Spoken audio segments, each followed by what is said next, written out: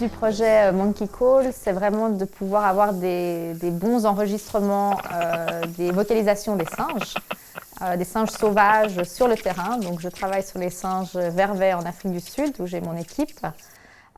Et c'est une espèce qui n'est pas en voie d'extinction, donc on a le droit de les capturer. Donc on va pouvoir leur mettre des colliers qui auront des micros dedans pour vraiment essayer d'avoir des données de haute qualité.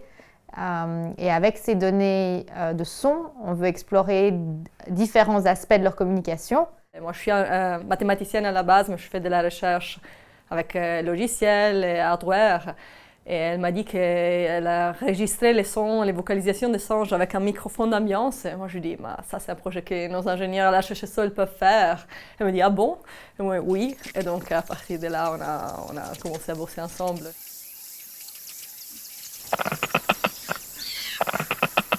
On aimerait se rendre compte si les mâles ajustent leur cri en fait, pour avoir une identité de groupe, comme c'est les mâles qui migrent entre les groupes, voir si ils se recréent une identité et se conformeraient à leur nouveau groupe pour avoir leur sorte de dialecte local. Et le rôle du mâle dominant en fait, dans les rencontres avec les prédateurs, à quel point il investit plus d'énergie pour un peu montrer sa qualité de bon mâle dominant aux femelles. Et est-ce que c'est ça un critère de sélection? Parce que c'est les femelles vraiment qui dominent la majorité des groupes de vervets et elles laissent rentrer certains mâles et pas d'autres et devenir dominants ou pas. Et du coup, essayer de comprendre un peu plus ces services que les mâles rendent au groupe.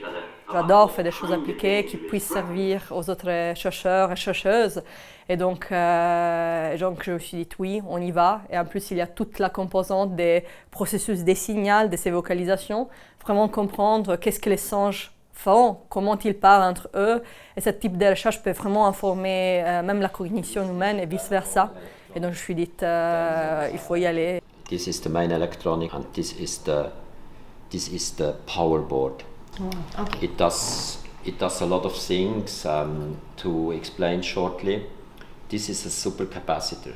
Grâce au centre de SENS, de recherche et d'innovation, j'ai rencontré Benedetta qui, du coup, ici à la HES, m'a dit « Ah, mais ça ne doit pas être si difficile de créer un collier vraiment spécifiquement pour les sons. » Et on s'est lancé dans cette aventure ensemble. On a commencé le projet en équipe, c'était un gros effort, mais très collaboratif. Donc c'est très positif quand on peut mettre en évidence des collaborations où il n'y a pas vraiment une hiérarchie. Et donc on est tous au même niveau et on collabore, c'est vraiment chouette. C'était le challenge du low power, d'enregistrer pendant 10 jours la voix de quelque chose, d'un animal ou d'un être humain.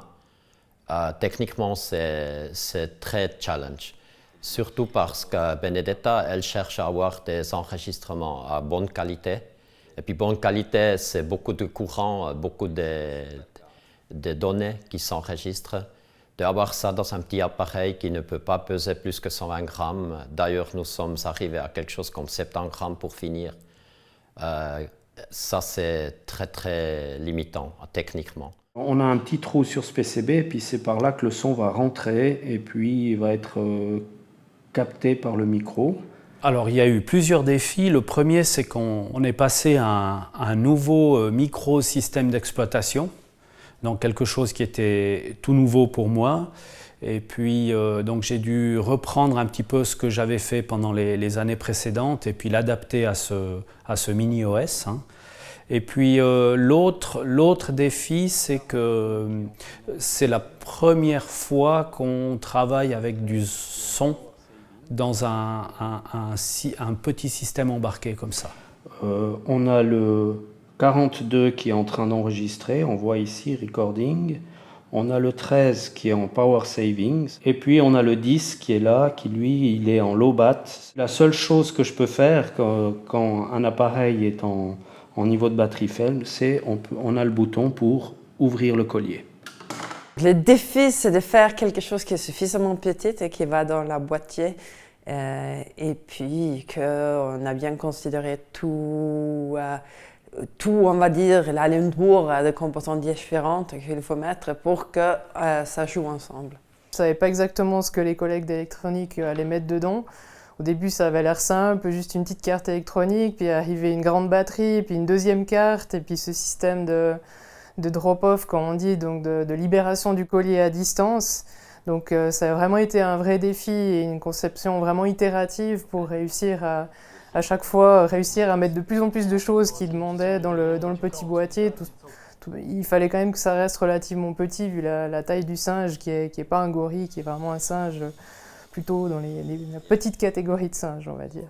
Ce qui est aussi nouveau en fait ici, c'est qu'on part en extérieur, quand même en Afrique du Sud, donc dans un environnement qui est de la jungle, enfin avec des conditions assez extrêmes, avec un boîtier qui est 100% imprimé 3D, qu'on a réalisé ici en interne à la HES. Le système de relâcher des colliers semble vraiment très, très efficace, très bien pensé. Et puis aussi toutes les options qu'on a du coup avec l'application pour pouvoir enclencher les micros, les arrêter, changer à quel niveau d'intensité on enregistre des sons. Ça c'est vraiment plus que ce que j'imaginais qu'on aurait accès. Donc ça c'est vraiment super.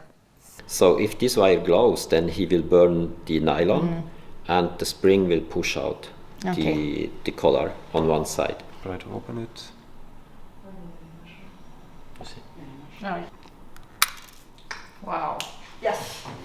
Là, si c'est les singes eux-mêmes qui portent les colliers, là, ça nous ouvre une autre perspective. On va aussi, avec un peu de chance, pouvoir entendre les cris des voisins et pouvoir se rendre compte vraiment du réseau de communication. Puis il y a beaucoup de cris chez les vervets qui sont très subtils. Et là, de pouvoir justement les enregistrer tout proche de la bouche du singe, je pense qu'on va apprendre beaucoup de choses qu'on ne connaît pas encore.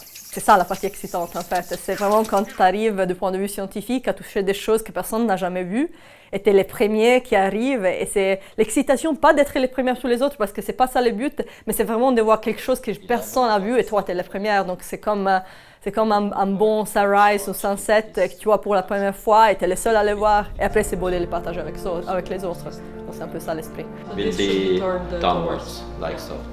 It's downwards. Okay. It will hear the animals sufficiently.